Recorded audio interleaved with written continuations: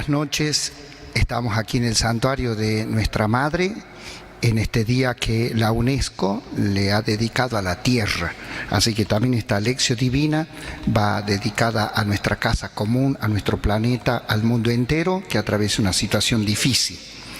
Desearía presentar en esta noche, antes de la lección, esta Biblia. Todos los días mostramos un instrumental. Esta es la Biblia Pueblo de Dios. Es la traducción argentina, es la misma que yo tengo.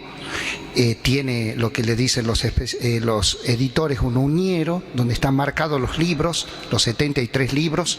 Para aquellos que no lo saben de memoria, los encuentran acá. Y esta Biblia es una Biblia conmemorativa, que gracias a la generosidad del editorial Guadalupe del Verbo Divino, que son hermanos que se dedican al apostolado bíblico, han hecho esta edición con la autorización de la Conferencia Episcopal Argentina y un gran impulso de nuestro obispo. Esta edición homenaje, es una edición homenaje al 4º centenario de Nuestra Madre. Hay aproximadamente 30.000 ejemplares, pero una cantidad determinada tiene la imagen de la Virgen del Valle en la tapa, otra cantidad tiene la imagen de Itatí, otra Nuestra Madre en la advocación de Luján, Nuestra Señora de Guadalupe y de la Inmaculada. Y adentro, está preciosa, tiene las distintas advocaciones en la Argentina y oraciones. Podríamos decir una Biblia marianizada, que la hicimos a propósito para que tengamos como souvenir de este año tan especial para nosotros catamarqueños y para la Argentina, Año Mariano Nacional. Cuando salgamos de esta pandemia, vamos a habilitar los lugares. En las distintas librerías de la Argentina se encuentra esta edición preciosa de la Biblia Pueblo de Dios, con la tapa que ustedes, con la advocación que deseen, de las 5 que dije y con todos estos detalles. Vamos a meditar en el día de hoy el pasaje de Lucas 1, versículos 39 al 56. Y busquen ustedes en sus Biblias también el primer libro de los Reyes, capítulo 8, versículos 1 al 29. Mientras ustedes buscan en la Biblia, deseo hacer 3 aclaraciones. La primera, que la lección divina es una lectura continua, es una lectura monacal. Los monjes le daban mucho tiempo a esta lectura y tomaban un libro y lo iban siguiendo capítulo por capítulo. O digamos, a veces más de un capítulo, a veces menos de un capítulo. Se toma un texto completo. Insisto en esto porque no es una lectura recortada, la lección divina. Yo aquí hice un seguimiento temático, pero la verdadera lección hay que seguir un texto. Ustedes, por ejemplo, que ahora van a aplicar este modo de lectura, podrían tomar el libro de los Hechos, que cuenta todo este impacto de la Pascua en la primera comunidad cristiana, y hacer lección divina durante el tiempo de Pascua hasta Pentecostés. Segunda aclaración, decíamos que en los pasos de la lección, que el primero, ¿qué dice?, el segundo, ¿qué me dice?, el tercero, ¿qué le digo a Dios?, y el cuarto, ¿qué le digo a los hermanos? Como se trata de una lectura orante, hay que ambientar un lugar en la casa. Hay que ambientar, a crear el silencio necesario, y se puede utilizar, es bueno utilizar canciones, ahora que tenemos tantos recursos tecnológicos, una canción al comenzar para rezar, y también a veces con una canción hacer la parte de la oración. Acá lo hacemos solamente con el texto bíblico, por cuestiones obvias que conservamos la cuarentena. Tercer lugar, tercera aclaración, el texto original no tenía capítulos y versículos y no tenía títulos. No tenía títulos. Además, era un modo de economizar papiros, pergaminos, era el texto de corridos y a veces con las palabras pegadas. Después, en la Edad Media, Esteban Langton, en 1226, la sistematizó y le puso capítulos, dividió el texto en capítulos. Y más adelante, en la época de la imprenta, en 1557, Robert Estienne, un imprentero, a los capítulos los dividió prácticamente en oraciones, que son los versículos. ¿Por qué insisto esto? Eso es una nomenclatura muy útil en todas las Biblias del mundo. Pero a la hora de interpretar, de leer el texto en profundidad, a veces no tenemos que tener en cuenta porque son títulos que vienen después. Y voy a poner un ejemplo. El pasaje que vamos a meditar hoy, normalmente le decimos el niño perdido y hallado en el templo. En esta traducción que tengo yo del texto griego, lo titula la Biblia italiana, lo titula Primeras palabras de Jesús en el templo. Yo digo siempre, el niño perdido y hallado no estaba perdido, estaba a propósito en el templo. Y a veces ponemos títulos, por ejemplo, famoso, la parábola del hijo pródigo, cuando el personaje principal es el padre. O decimos del rico Epulón, y no sabemos qué es eso de Epulón. Bueno, a la hora de leer, como estamos leyendo con profundidad, prescindimos de títulos y nos atenemos al texto. Vamos ahora entonces a la palabra de Dios. Nos ponemos en la presencia del Señor, le pedimos su Santo Espíritu para que en esta noche nos llene el hogar con su presencia a través de su palabra y con el cuidado y la prolongación del manto de nuestra Madre para proteger nuestros hogares. En el nombre del Padre y del Hijo y del Espíritu Santo. Ven, Espíritu Santo, llena los corazones de tus fieles, enciende en ellos el fuego de tu amor. Envíanos, Señor, tu Espíritu para darnos nueva vida y renovarás la faz de la tierra. Oh Dios, que has iluminado los corazones de tus fieles con la ciencia del Espíritu Santo, haz que guiados por este mismo Espíritu gustemos la dulzura del bien y gocemos siempre de su celestial consuelo. Por Jesucristo nuestro Señor. Amén. Del Evangelio de San Lucas, capítulo 2, a partir del versículo 39. Después de cumplir todo lo que ordenaba la ley del Señor, volvieron a su ciudad de Nazaret en Galilea. El niño iba creciendo y se fortalecía, lleno de sabiduría y de gracia de Dios, y la gracia de Dios estaba con él. Sus padres iban todos los años a Jerusalén en la fiesta de la Pascua. Cuando el niño cumplió 12 años, subieron como de costumbre y acabada la fiesta, María y José regresaron, pero Jesús permaneció en Jerusalén sin que ellos se dieran cuenta. Creyendo que estaba en la caravana, caminaron todo un día y después comenzaron a buscarlo entre los parientes y conocidos. Como no lo encontraron, volvieron a Jerusalén en busca de él. Al tercer día lo hallaron en el templo en medio de los doctores de la ley, escuchándolos y haciéndoles preguntas. Y todos los que lo oían estaban asombrados de su inteligencia y sus respuestas. Al verlo, sus padres quedaron maravillados, y su madre le dijo: «Hijo mío, ¿por qué nos has hecho esto? Piensa que tu padre y yo te buscábamos angustiados». Jesús les respondió: «¿Por qué me buscaban? ¿No sabían que yo debo ocuparme de los asuntos de mi Padre?». Ellos no entendieron lo que les decía. Él regresó con sus padres a Nazaret y vivía junto a ellos. Su madre conservaba estas cosas en su corazón. Jesús iba creciendo en sabiduría, en estatura y en gracia, delante de Dios y de los hombres.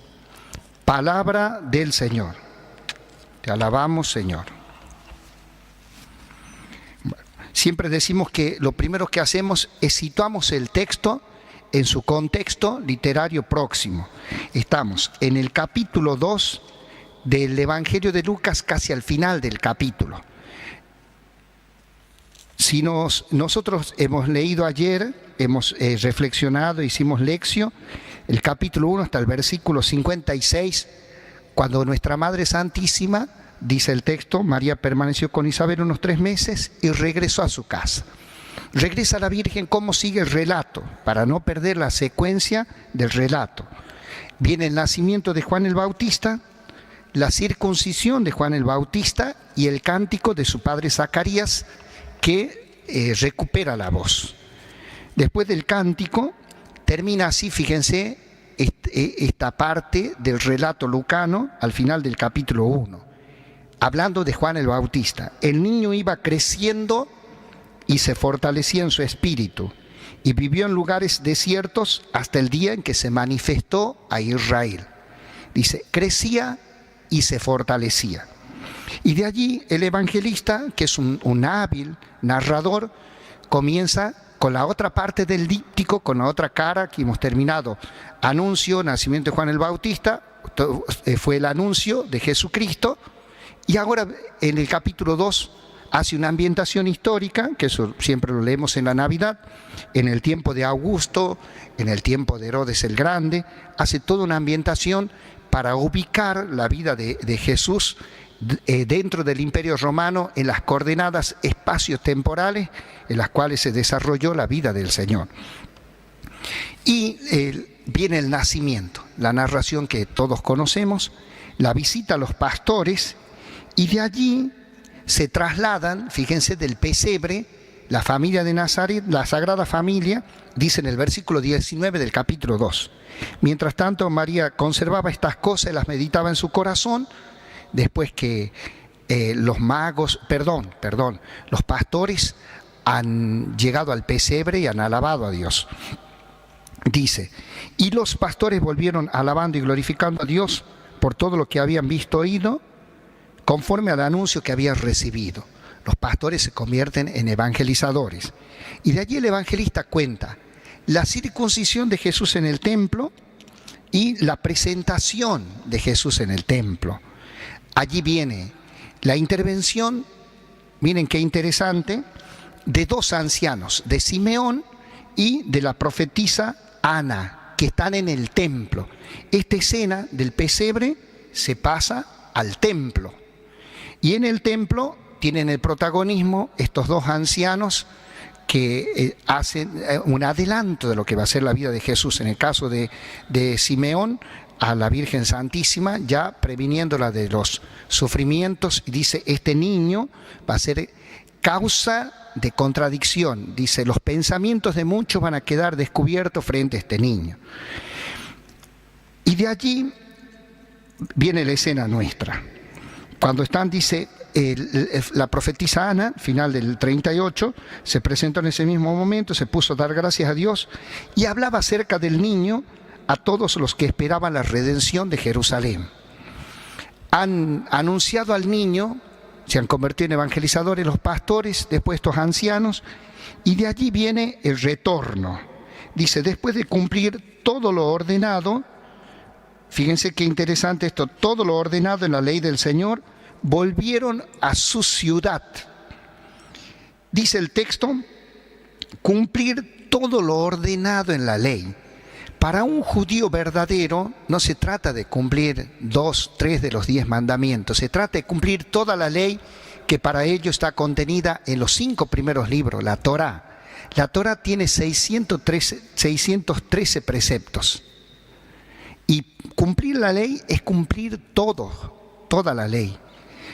El evangelista Lucas muestra que la familia de Nazaret es una familia judía piadosa.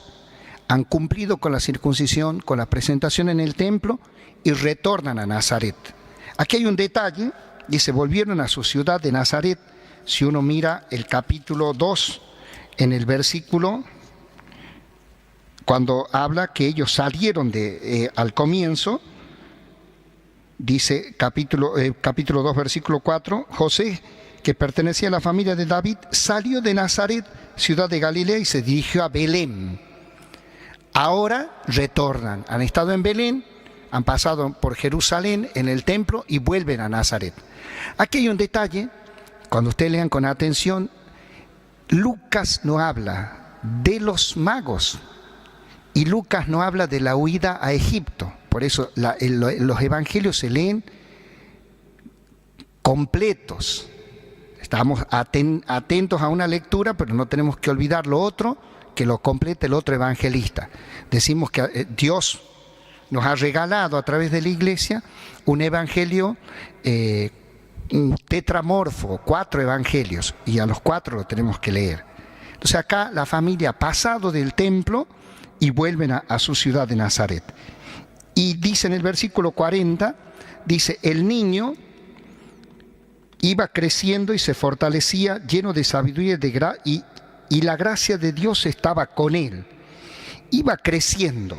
Allí usa un verbo que aparece también en el capítulo 1, versículo 80, el que yo leí anteriormente. El niño, cuando habla de Juan, dice el niño crecía. Usa un verbo, en griego es el verbo auxano, crecer. Este verbo, después uno pone atención, anoten ustedes, después lo van a leer con detenimiento. Está esta expresión crecía, así en la misma forma verbal. Capítulo 1, versículo 80, capítulo 2, versículo 40, y lo encontramos en Hechos de los Apóstoles. Capítulo 6, versículo 7, capítulo 12, versículos 24, capítulo 19, versículos 20, y lo encontramos en la primera carta a los Corintios, capítulo 3, versículo 6. Es muy interesante porque este verbo que habla del crecimiento, tanto de Juan el Bautista como del niño Jesús, este verbo se usa para hablar en los hechos de la palabra. Cuando salen a evangelizar los cristianos, dice el texto bíblico, la palabra crecía. La palabra de Dios es la que tiene que crecer en el corazón de los creyentes. Y es el sujeto en los Hechos de los Apóstoles de la palabra de Dios. Y en la primera carta a los Corintios, capítulo 3, versículo 6, cuando Pablo está advirtiendo a la comunidad que ni es él, ni es Cefa, ni es Apolo, dice, el que hace crecer es Dios. El que hace crecer la palabra en nuestra interioridad, en nuestro corazón, es Dios. Fíjense esto, ya vamos a volver, pero dice, el niño crecía, el niño es verdadero hombre, tiene que crecer, se fortalece, la vida hay que ser fuerte, está lleno de sabiduría y de gracia, la gracia de Dios con él.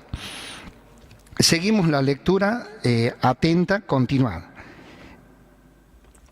Dice, sus padres iban todos los años a Jerusalén para la fiesta, dice, sus padres iban todos los años a Jerusalén en la fiesta de la Pascua. El pueblo judío, ustedes tomen nota, en capítulo Éxodo, capítulo 23, del versículo 17 en adelante, capítulo 34, versículo 23 en adelante, y el libro del Deuteronomio, capítulo 16, versículos 16. En esos textos aparecen en el Pentateuco, en la Torá, las fiestas que son preceptuadas, que son obligatorias para el pueblo de Israel. El pueblo tiene que celebrar la fe. Nosotros en los sacramentos celebramos la fe. La fe se cree, tiene contenidos, la fe se celebra en los sacramentos y la fe se vive. Están los mandamientos, las bienaventuranzas. Y la fe se ora. El Padre Nuestro por excelencia. Es el esquema de nuestro catecismo. Bueno, el pueblo de Israel creía y celebraba la fe. Y la fiesta había tres principales, dicen ellos, Pesaj, Shavuot, Sukkot. Es la fiesta de Pascua, la fiesta de Pentecostés que llamamos nosotros, o de la siega, y la fiesta de las tiendas. Una era con una fiesta de origen pastoril y las otras de origen agrario. Cuando hicieron el templo, cuando Josías centralizó el culto, tenían que peregrinar. Algunos peregrinaban 3 veces al año y los otros lo tenían que hacer por lo menos una vez.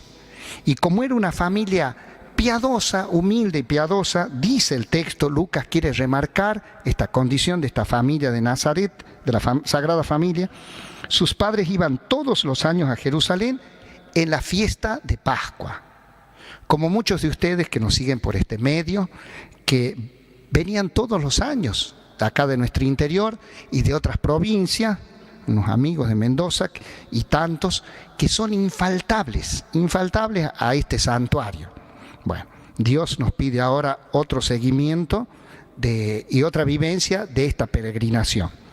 Dice, cuando el niño cumplió 12 años, subieron como de costumbre.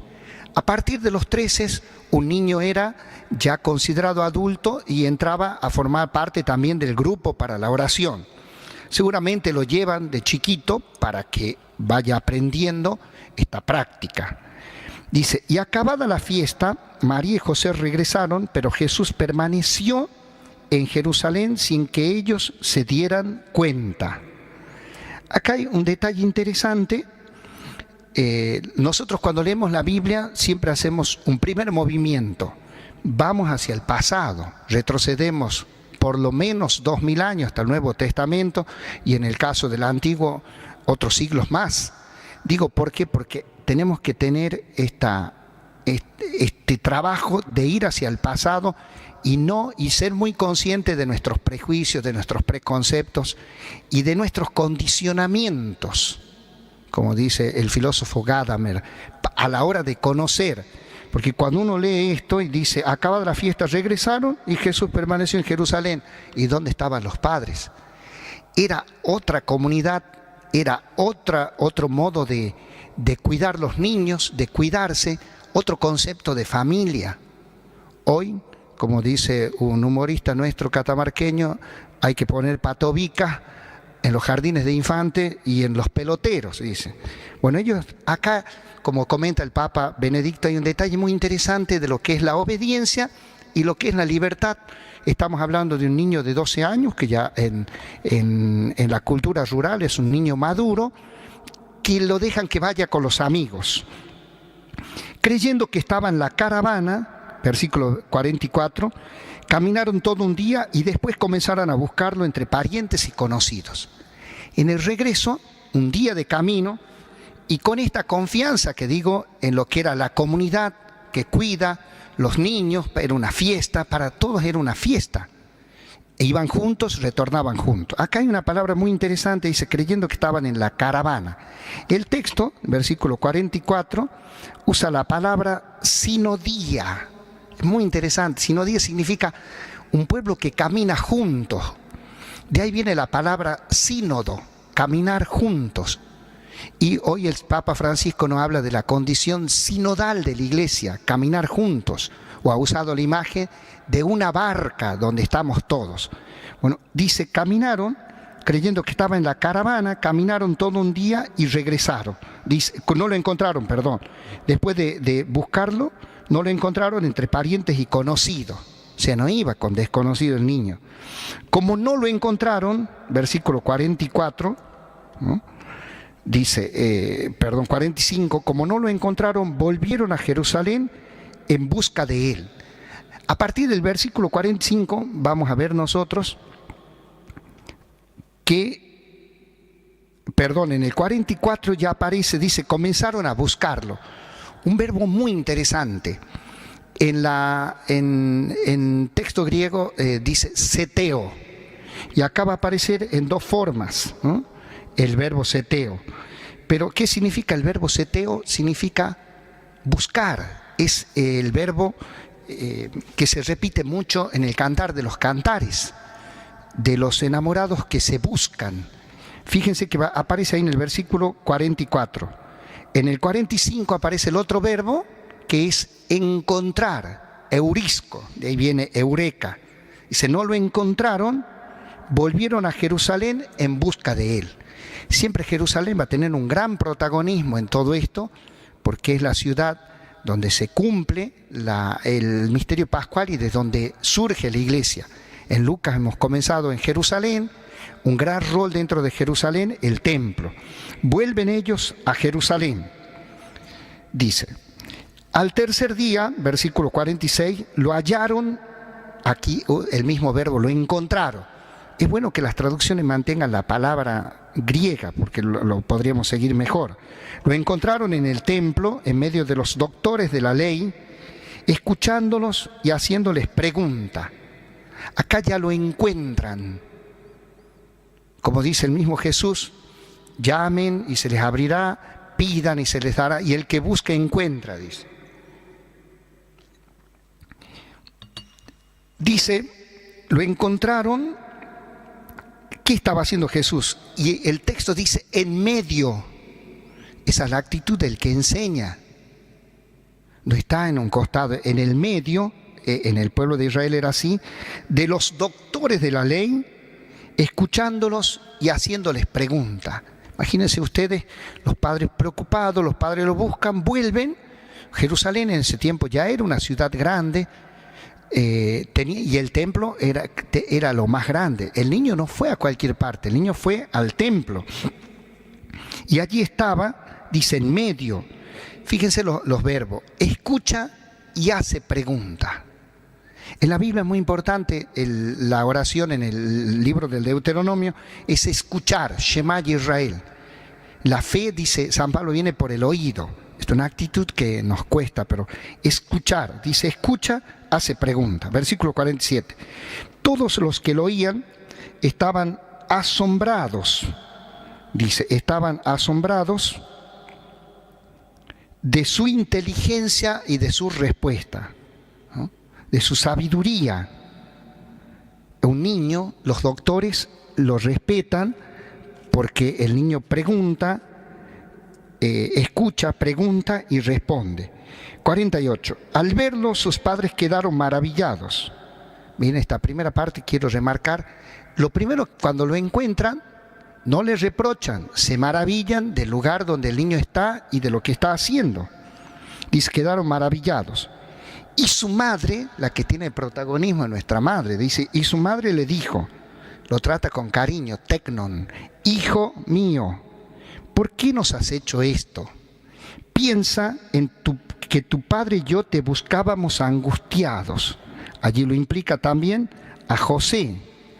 Aquí va a usar un verbo, cuando dice angustiados, un verbo que aparece, adinaomai, que aparece en el texto de los Hechos, en el capítulo 20, también en la misma forma verbal. 38, cuando los discípulos de Éfeso lo despiden a Pablo, que ya no va a volver, él se despide, usa el mismo verbo, angustiarse, preocuparse, sentir pena. Es hermosa esta parte, porque uno piensa en toda la angustia de tantos padres cuando un hijo se pierde. La angustia de un hijo es, ellos, más allá que sabían que era el Hijo de Dios, ejercen toda la paternidad humana. Y miren qué interesante, dice, tienen toda la angustia y se lo dice la Virgen. Ahora miren la respuesta de Jesús. Jesús les respondió, versículo 49, ¿por qué me buscaban? El verbo seteo, buscar, encontrar, buscar. ¿Por qué me buscaban? No sabían que yo debo ocuparme de los asuntos de mi Padre. Esta traducción, pueblo de Dios, traduce, es bastante acertado esto, porque algunas traducciones dicen en la casa o en las cosas. Y mejor pienso, ¿no?, que es asuntos, cosas, porque Jesús no está solamente en la casa de Dios, porque después en otro momento él va a relativizar el templo.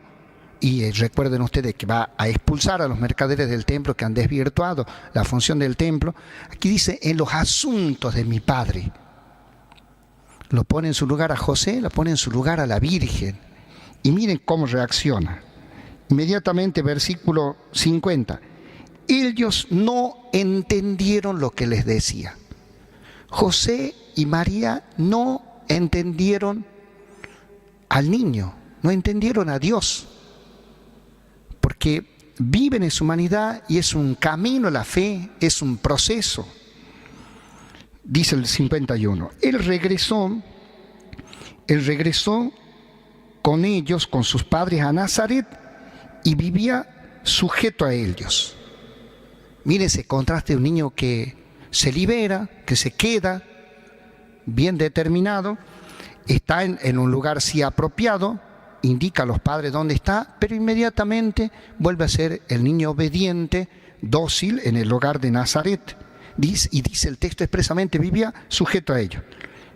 Y este detalle, su madre conservaba estas cosas en su corazón.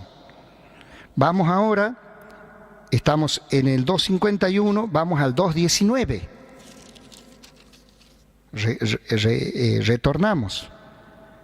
Después de la llegada de los pastores, dice, mientras tanto María conservaba estas cosas y las meditaba. Aquí va a usar un verbo muy interesante. La Biblia nuestra traduce, la traducción nuestra pone conservaba. La otra traducción pone atesoraba. Creo que es mejor esto de atesoraba. Nosotros conservar es a veces guardar. Y a veces guardamos cosas que no vale la pena. Nosotros decimos, guardaba estas cosas, otra Biblia.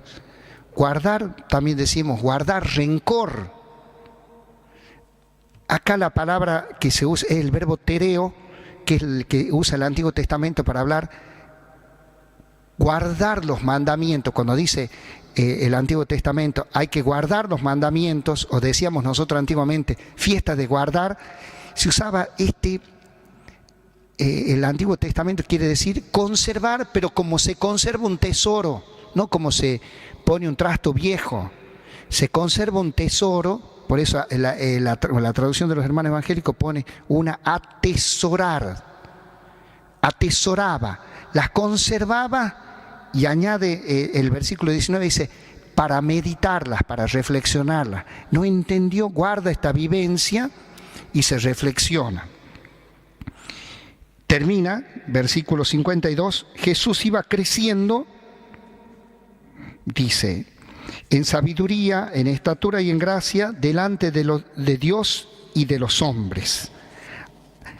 Este es un paralelo del primer libro de Samuel, capítulo 2, versículo 26, cuando habla del joven Samuel que va creciendo en el templo, porque Lucas ha tomado este nacimiento milagroso, portentoso de Samuel, de su mamá Ana.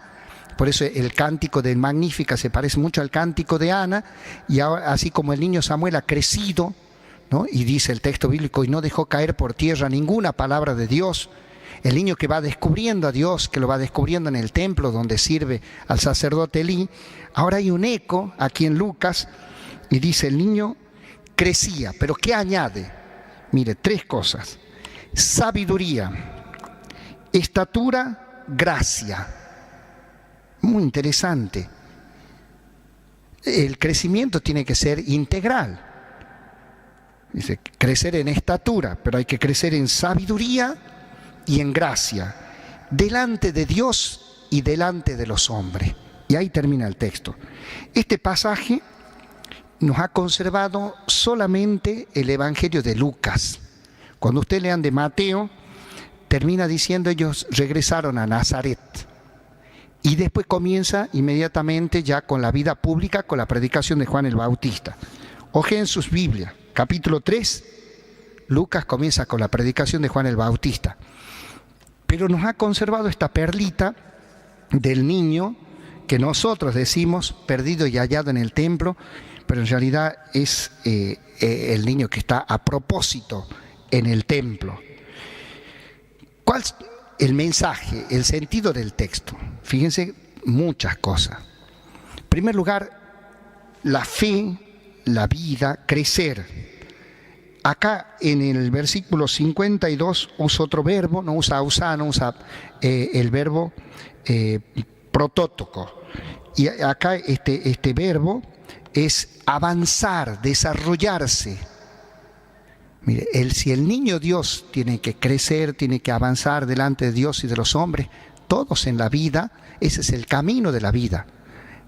Nuestros padres nos ayudan a crecer, y después la escuela y las otras instituciones también, y la sociedad también nos tendría que ayudar a crecer. Habla de la actitud, el texto, la búsqueda de María.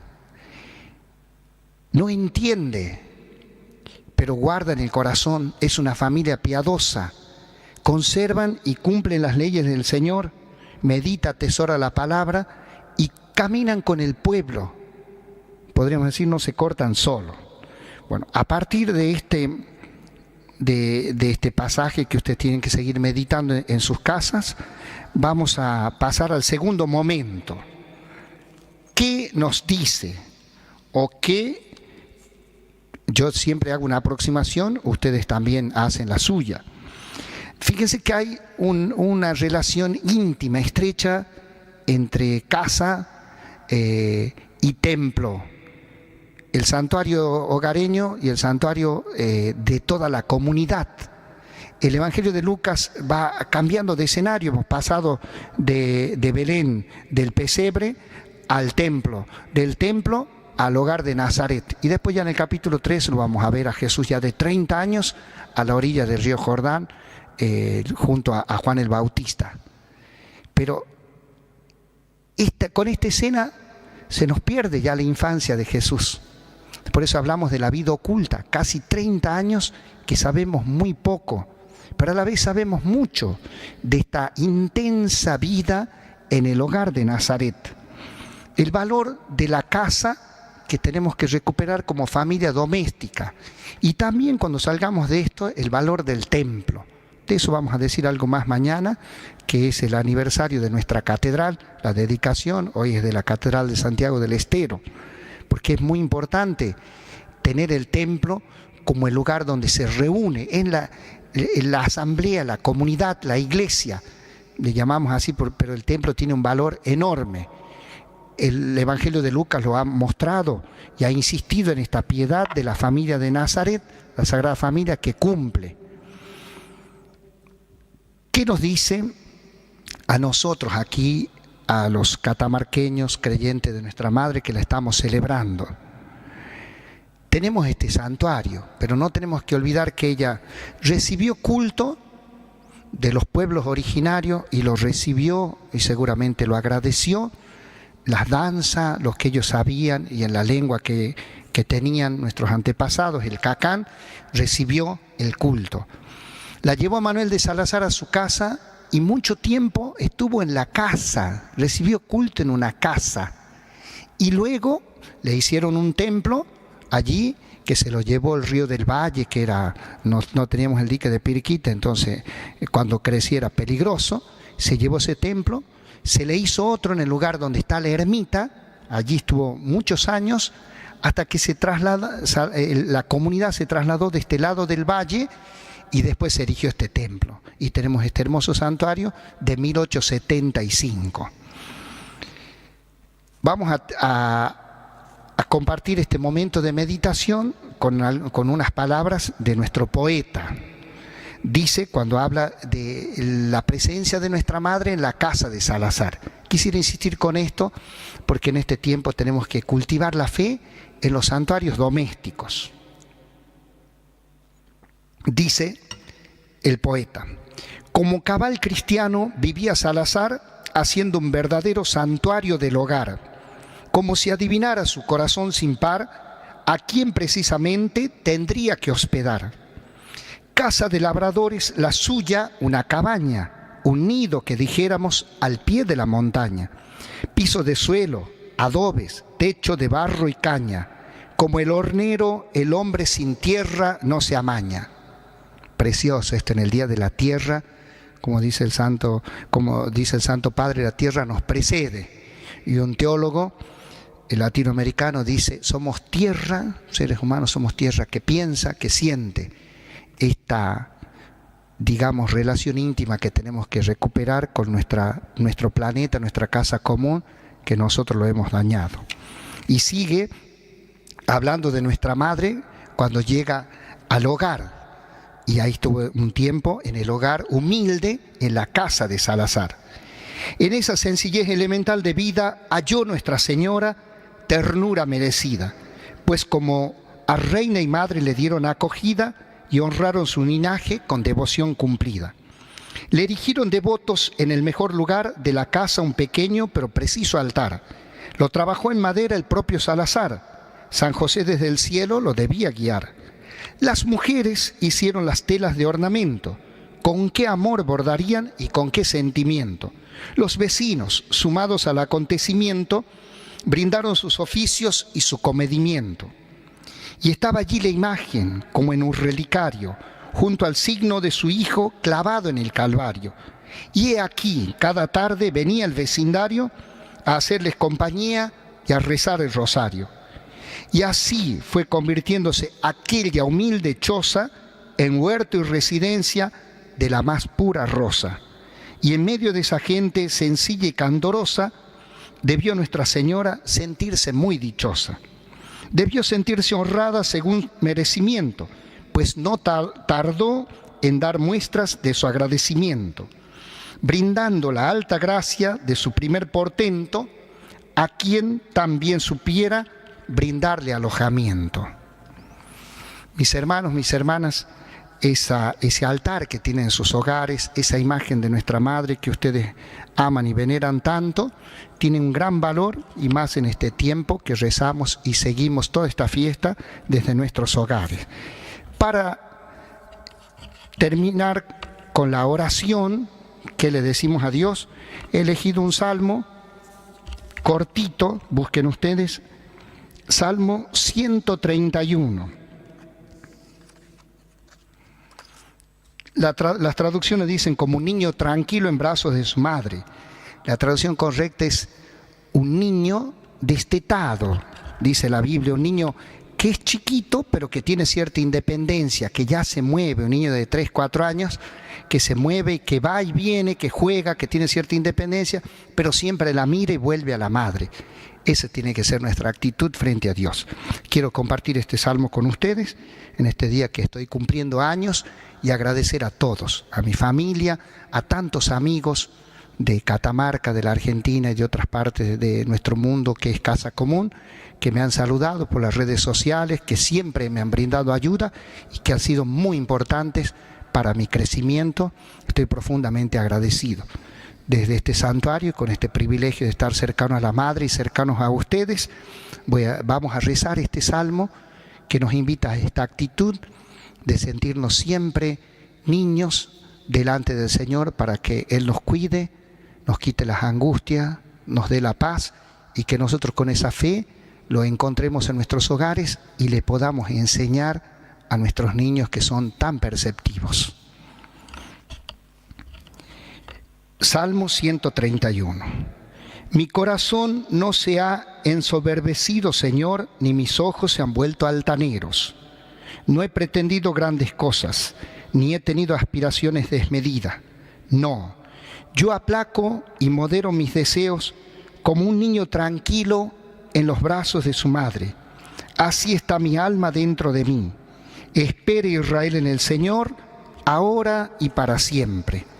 Gloria al Padre y al Hijo y al Espíritu Santo, como era en el principio, ahora y siempre, por los siglos de los siglos. Amén. Rezamos el Ave María, nuestra Madre, que siga bendiciendo, que siga cuidando cada uno de nuestros hogares, como lo cuidó y como se preocupó y se angustió por el niño Jesús.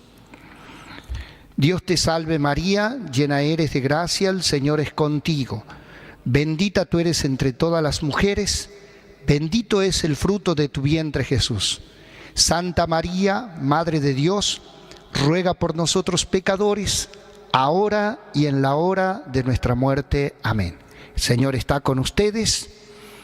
La bendición de Dios Todopoderoso, Padre, Hijo y Espíritu Santo, descienda sobre ustedes, sus familias, los acompañe siempre. Que tengan un buen descanso.